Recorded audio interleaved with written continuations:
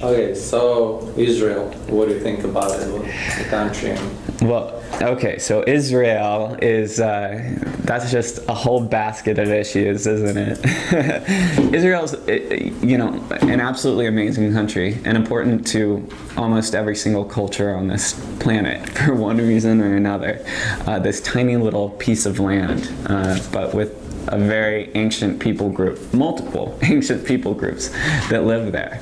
I think that ultimately the U.S. in particular has such a great history of supporting Israel, and I think that it is important in an area which is really not a welcoming region to the Jewish people and the majority of the inhabitants of Israel. I think it's very important that they do have our support over there.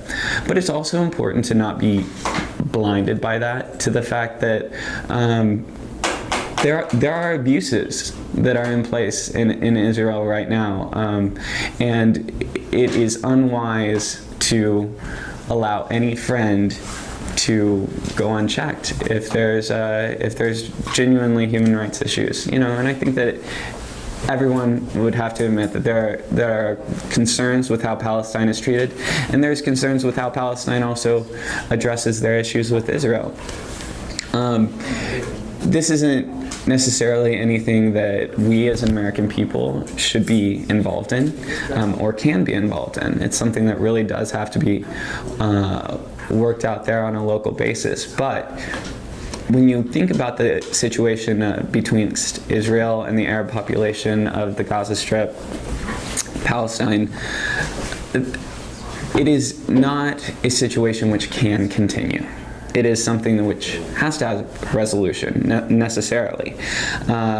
It won't last this way for another generation. It won't. And so there is a way to go about change that is peaceful, and there are ways to go about change which will be very violent. And for better or for worse, that's the truth. So I can only hope that in Israel and in Palestine, which are inexorably linked, that there's a real discussion between their leadership rather than threats and violence.